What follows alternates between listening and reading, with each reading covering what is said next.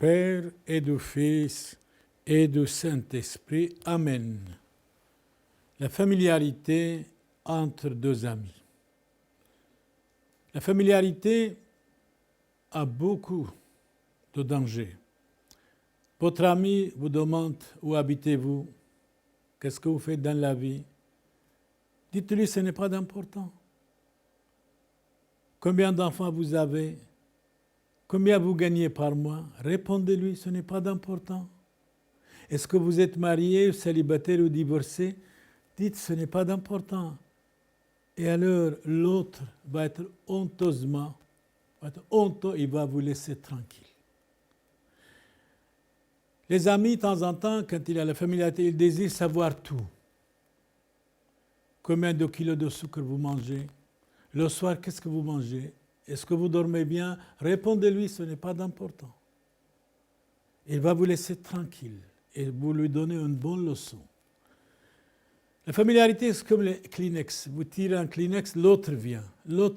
Et à la fin, c'est le danger. Ici, il y a deux amis. Un ami tombe, de certaine manière, affamé, tombe malade, et pendant la nuit, à 2 heures du matin, il frappe chez son ami.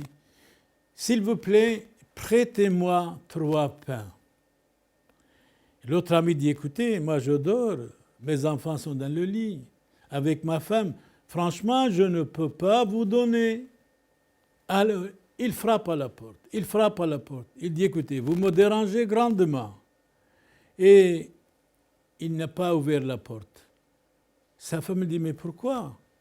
Ouvrez la porte. » Parce que l'amitié, au moment de besoin, au moment que l'ami a besoin de vous, il faut lui répondre, il faut l'aider.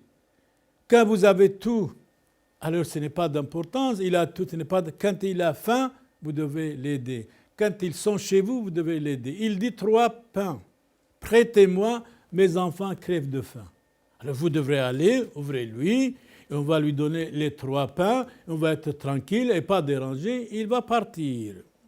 Donc, il a pensé, il a réfléchi, il a écouté sa femme. Je suis certain, quand il a de véritables femmes, le mari doit écouter sa femme. Quand il a des femmes marionnettes, girouettes, égoïstes, c'est tout autre chose. Je parie, Jules César, quand il était attaqué dans le Sénat, 23 couteaux, s'il avait écouté sa femme, il ne mourrait pas. Donc de temps en temps, il faut écouter sa femme.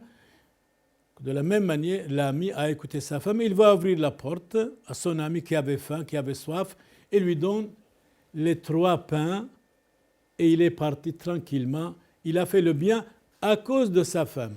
Les femmes comme ça, nous devons les remercier, sont des femmes adultes, pleines de maturité, pleines de charité. Franchement, félicitations pour toutes les femmes adultes, matures, pleines de charité. Alors, femmes, soyez bénies par le Christ notre Seigneur. Au nom du Père, du Fils et du Saint-Esprit. Amen. Loué soit Jésus-Christ.